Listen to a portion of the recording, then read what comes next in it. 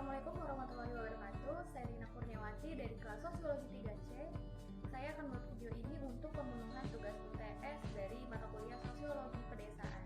Nah, kali ini saya akan membuat video bagaimana sih melihat pembangunan di pedesaan di wilayah saya. Berhubung saya tinggal di Kota Tangerang atau daerah suburban, jadi saya akan melihat bagaimana proses pembangunan yang ada di Kelurahan Suradita, Kecamatan Cisauk, Kabupaten Tangerang, Banten. Nah, dari hal tersebut bisa kita lihat dari beberapa poin, diantaranya yang pertama itu adalah interaksi sosial, dan yang kedua adalah tipologi sosialnya, yang ketiga merupakan sistem sosial.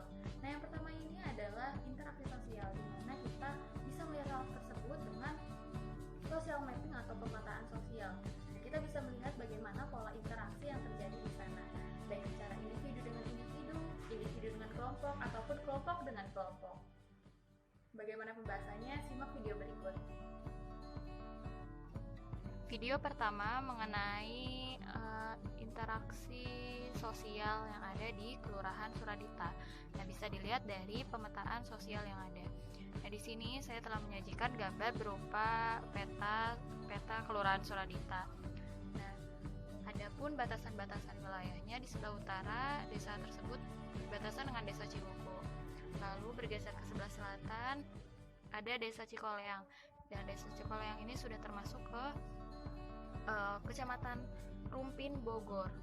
Lalu ke sebelah barat ada Desa Dandang yang sudah masuk ke daerah Legok. Nah, ini ada pembagian wilayahnya yang berupa arsiran-arsiran ini merupakan pemukiman padat penduduk.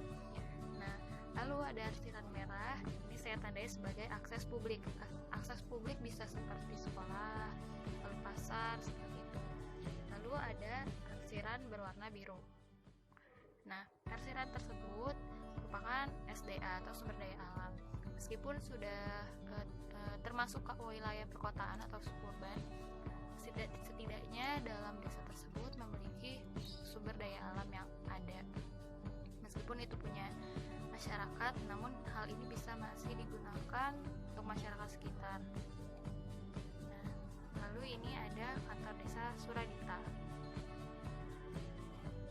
Inilah pemetaan yang ada di Kelurahan Suradita.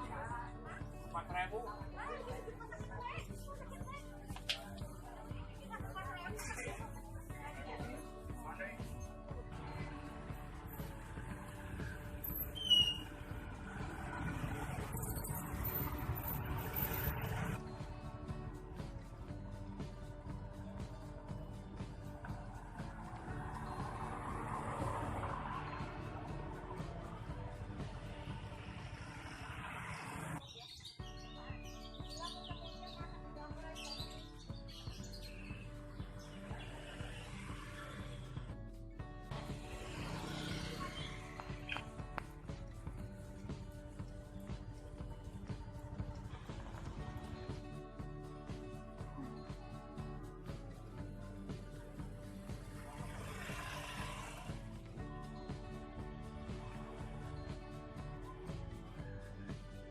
Dari beberapa video yang tersajikan, baik berupa akses publik, fasilitas warga, atau tempat pertemuan antar warga, nah disitulah mereka bisa menjalin relasi sosial atau aktivitas mereka guna menjalin interaksi sosial di antara masyarakat di kelurahan atau desa Suradita.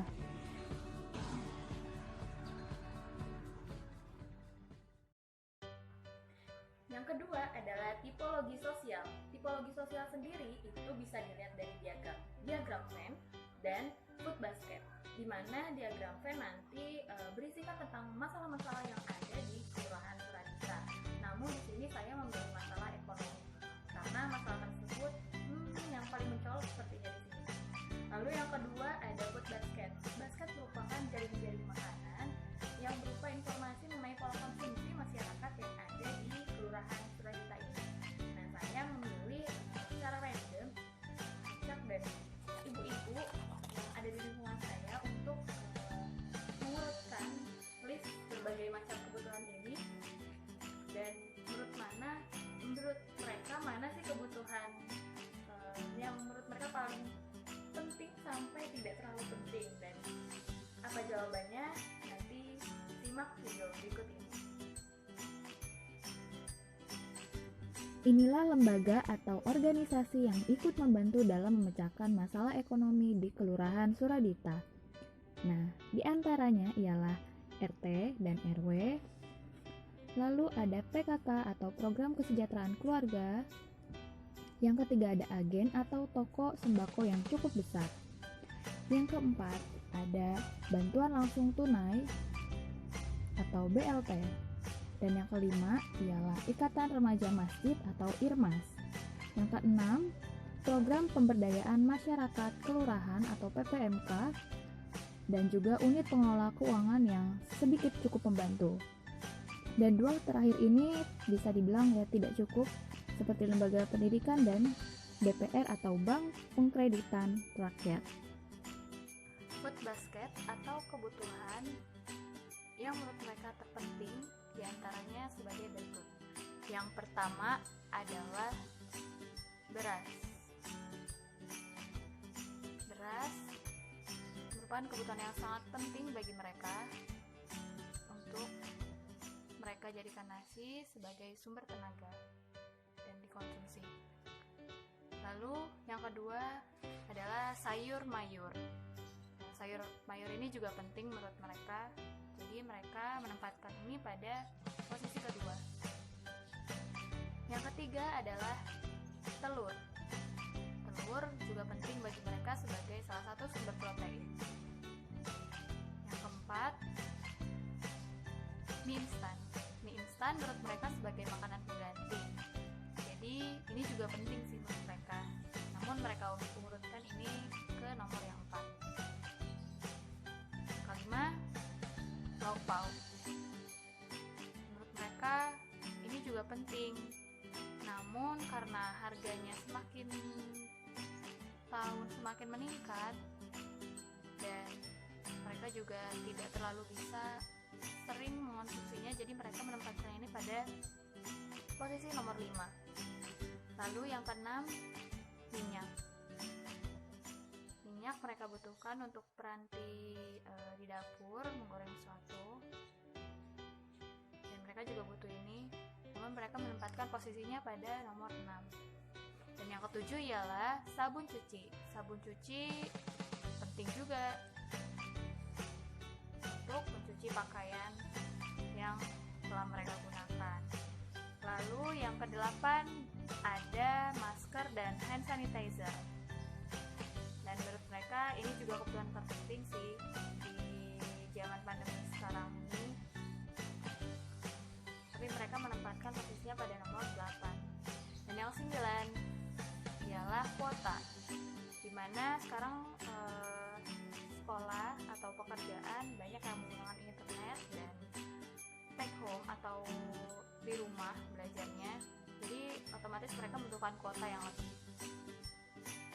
Inilah food basket pilihan mereka, ada 9. Yang ketiga, sistem sosial bisa dilihat dari matriks scoring berikut ini. Adapun informasi dari Desa Suradita seperti berikut ini. Jumlah penduduk desa tercatat sebanyak 25.165 jiwa dengan luas wilayah kurang lebih 600 hektar. Masyarakat asli Desa Suradita yang memiliki bahasa asli yaitu bahasa Sunda. Adapun di antara beberapa dari mereka berasal dari daerah luar Kabupaten Tangerang seperti Jawa, Sumatera, Papua, dan lain-lain. Sehingga terciptalah interaksi sosial berupa gotong royong, musyawarah dalam kehidupan sehari-hari dengan baik. Hal itu sebagai modal dasar dalam meningkatkan partisipasi masyarakat dalam pembangunan desa.